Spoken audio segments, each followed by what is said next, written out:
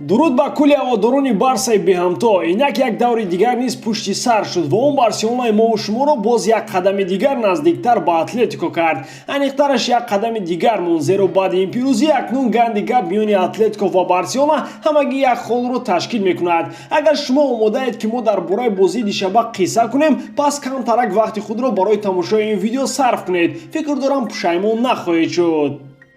Лигаи чемпионҳо ба қисмати ниҳоии худ рӯз аз рӯз наздик шуда истодааст ва аллакай ин ҳафта рақобатҳои даври якчорниҳоӣ баргузор мегарданд. Барои бозам шавқовартар шудани бозиҳо дӯстони мо аз 1x боз аксияи ставка без рискаро ба роҳ монданд ки он дар ду бозӣ амал мекунад. Дар рақобати Реал Ливерпул ва Бавария ПСЖ ба яке аз ин бозиҳо то $10 ставка кунед ва агар чекатон бисӯзад ҳам маблағ ба ҳисобатон бармегардад. Барои истифодаи ин имконият ба лишни кабинет даромада дар участия ва аксиях бонус на спортро фаъол намоед. Ссилкаи бозӣ дар комментария. Имкониятро аз даст надиҳед.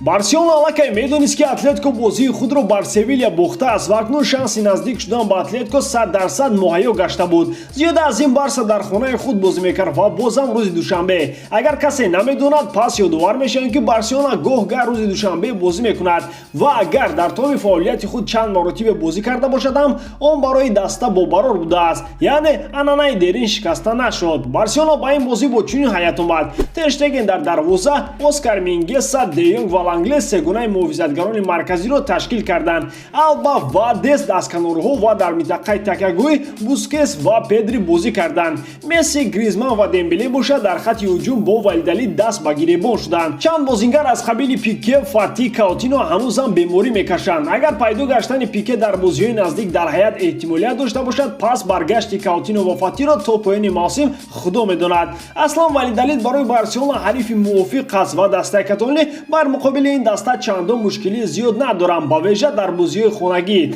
Агар ба омори қаблӣ нигарем, Барселона дар 95 бозии карда бо Валидалид дар 63 тоаш ғалаба ба даст овардааст. Бозиҳое буданд ки 7-1 ва 6-0 ба фоидаи каталониё анҷом ёфтанд. Мусовӣ байни ин дастаҳо бошад соли 2007 ба қайд гирифта шуда буд. Валидалид бо талафоти як ида аз судобозони худ ба Каталония омад. Чанд нафар гирифтори коронавирус шуданду чанд нафари дигар бо иллати ҷароҳат ва ё сарбории кортҳои зард дар бозӣ ширкат карда натавонистанд. Ба назар чунин мерасад ки Валидалид дар ин бозӣ автобуси худро монда аз ҳуҷум ба дарвозаи Тер Штеген тамоман фаромӯш мекунад. Аммо не, ба қасди ин ҳама пешгӯиҳои Валидалид аввалин шуда қариб буд ҳиссои бозиро кушояд. Шояд ҳамин буд ки Барса андаке ба худ омад. Аммо ҳуҷумҳои Месси, Гризману Дембеле бошанд самар намедоданд. Гӯё онҳоро ҷодӯ карда бошанд ки ҳеҷ не тӯбҳои задаашон вориди дарвоза шавад. Агар гӯем ки қисмати якуми бозӣ як бозии дилгирикунанда буд, чандон дуруст нест, зеро ҳардуи дастоҳам имкони голзанӣ доштанд ва албатта ин ҷо Барселона бартарӣ зиёд дошт.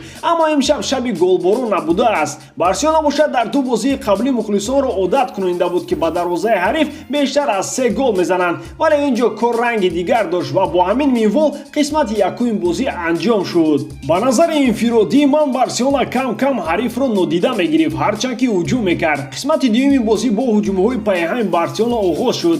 Гӯё нафаҳмиданд ки онҳо дар камно бозӣ доранд ва бояд ин бозиро ба нафъи худ ҳал кунанд. Ин буд ки гоҳ Мессиву гоҳ Дембеле ва гоҳ Гризман дарвозаи хорди Масипро ба қавле бомбаборон мекарданд. Ӯ бошад дар навбати худ сеф болои сеф мекард. Кори Месси бошад тамоман омад намекард, ҳарчанд ки ӯ мисли пешин мезаду мезад. Болотар аз дақиқаҳои 60 Куман ба якборагӣ 3 тағйирот дар ҳаят ворид намуда, ба ҷои Бускес, Мингеса ва Гризман ба майдон Араухо, Брейтвейт ва Тринкаоро баровард. Мусаллам аст ки ин бозингарон ба бозии Барса ҷони тоза бахшиданд. Рӯи ҳам рафта ин ҷо фоҷиаи Валидалид рух дод. Барои қаббеҳ бозӣ кардан муқобили Дембеле довар ба плано корти сурх нишон дод. Акнун Валидалид як нафар кам бозӣ мекард ва барои онҳо бозам мушкилтар шуд. Аммо онҳо ин мусовиро ба дандон меқабиданд, вале мусовӣ кардан имшаб тамоман дар нақшаҳои Барселона ворид намешуд ва барои ҳамин онҳо аз ҳар як ҳолати кӯчактарин истифода карданӣ мешуданд. 90 дақиқаи бозӣ пушти сар шуд ва ба назар мерасид ки Барселона ду холи гаронбаҳоро аз даст медиҳад ё худ баъди 14 сол Валидалид бо Барселона мусовӣ мекунад,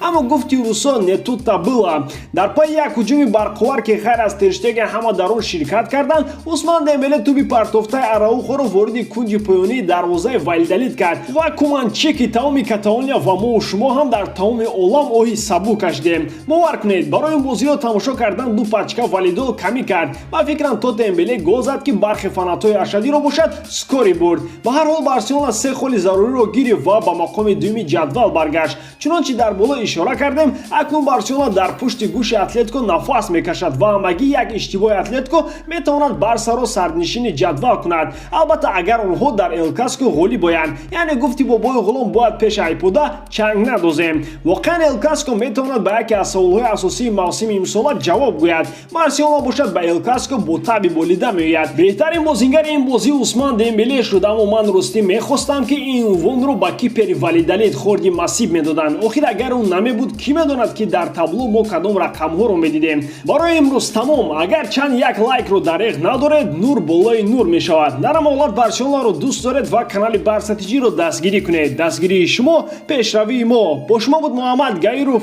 Хай дар паноҳи Аллоҳ.